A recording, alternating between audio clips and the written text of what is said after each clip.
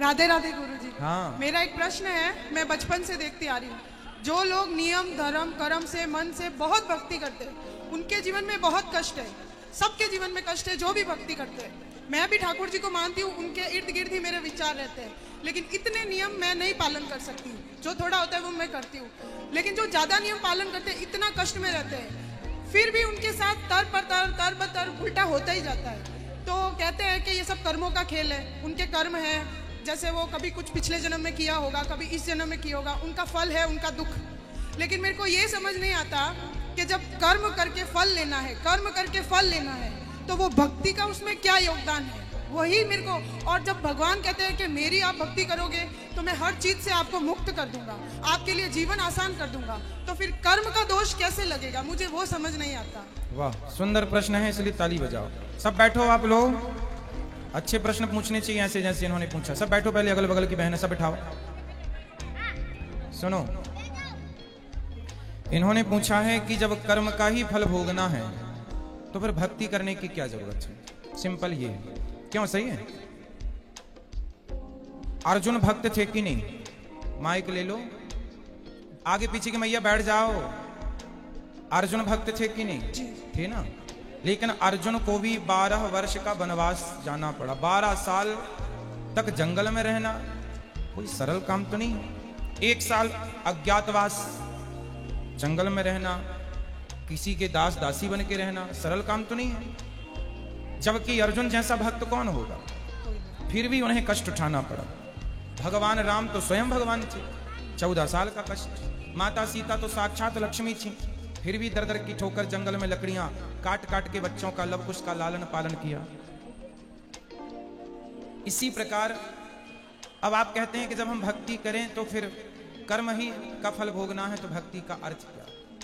बात ऐसी है बेटा कि कर्म तो अपनी जगह है, कर्म तो हमें भोगनी है, हमें भी भोगना है, आपको भी भोगना है। भक्ति सिर्फ इसलिए की जाती है, इसलिए नहीं की जाती कि भगवान हमें पैसे वाला बना दें, भगवान हमें धन धान्य से भर दें, घर में सब कुछ हो। भक्ति का मतलब पैसा पाना नहीं, भगवान से बेटा बेटी मांगना नहीं। अरे भगवान की भक्ति आपको जो देगी, कोई कर्म में इतनी ताकत नहीं है कि आपको वो दे सके। अब उदाहरण से समझो, विभीषण को लंका का राजा बना दिया, क्या विभीषण का कोई ऐसा कर्म उसे राजा बना सकता था? कर्म अच्छे करता था फिर भी लातें खाता था, रावण लात मार के निकालता था, उसके कर्म का भी उसे दंड मिला। पर भगवान की भक्ति जो की, उस भक्ति का भी फल, कर्मों का फल यदि मिलता है तो भक्ति का फल भी मिलता है। थोड़ा सा देर है, विभीषण को भक्ति का फल मिला। उस कोई व्यक्ति ऐसा कितना कर्म करता कि वो लंका का राजा। भगवान कर्मों के फल को नहीं देखते कि तुमने भक्ति हमारी कितनी की। जब भक्त शरण में चला जाता है तो भगवान भूल जाते हैं कि कितना बड़ा पापी और पतित है, उठा करके राज सिंहासन पर बिठा देते हैं। दूसरा सुग्रीव भी लातें खाता था भाई की, दर दर की ठोकर खाता था, उठा के बिठा दिया। तो भगवान बेटा, भगवान जो दे सकते हैं कोई नहीं। इसलिए गलती हम लोगों की है कि हम उम्मीद क्या करते हैं, हे भगवान हम तुम्हारे इतने बड़े भक्त हैं, तुमने हमें बेटा भी नहीं दिया। हे भगवान हम तुम्हारे इतने बड़े भक्त हैं, रहने को घर भी नहीं दिया। हे भगवान तुम्हारे हम इतने बड़े भक्त हैं, हमारा पति नहीं सुनता, बेटा नहीं सुनता। भगवान की भक्ति का मतलब ये नहीं कि तुम्हारा बेटा सुने, तुम्हारी बेटी सुने, तुम्हारा घर बन जाए। जो भाग्य, सुदामा ने सारी जिंदगी गरीबी देखी है, क्या सुदामा से बड़े भक्त आप और हम हैं? क्या हो सकते हैं? नहीं। लेकिन सुदामा से ज्यादा हमारी शिकायतें हैं। सुदामा की तो एक भी नहीं थी, सारी जिंदगी भीख मांगकर गुजारा किया, सारी जिंदगी भगवान की भक्ति की, और मांगने नहीं गए, 4 मुट्ठी चावल अपनी हैसियत के अनुसार देने गए। जब सारी जिंदगी उन्होंने भक्ति की और फिर भी गरीबी में रहकर शिकायत नहीं की, तब भगवान ने देखा कि भक्त पक्का है।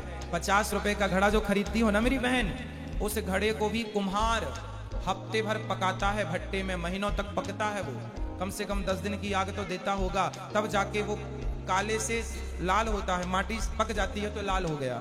अरे घड़े को भी पकने के लिए आग में उसे डालना पड़ता है, तो भगवान जब अपने भक्त को पकाएंगे तो थोड़ा तो दुखों की आग में तपाएंगे कि देखें कितना कच्चा कितना पक्का। इसलिए हर हाल में गोविंद का स्मरण करो और ये मत कहो कि हमें भगवान से कुछ चाहिए।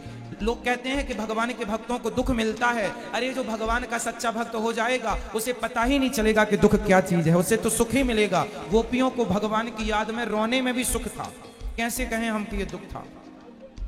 इसलिए जो हो गया उनका वो दुख तो है ही नहीं। दुख तो वो लोग दुखी हैं जो कोठी बंगलों में रहकर भी जो ईश्वर को भूला पड़ा है वो सब दुखी हैं, और जो ईश्वर की शरण में है याद कर रहे हैं सब सुखी हैं। अब उस सुख को आप दुख मान रहे हैं वो अलग विषय है। इच्छाएं ज्यादा है ना बेटा आपके अंदर, इसलिए वो इच्छाएं आपको दुखी बनाती रहती। इच्छाएं छोड़ के एक बार शरण में चले जाओ, वो कभी ना पाया होगा आपने जो शरण में जाकर के प्राप्त हो जाएगा।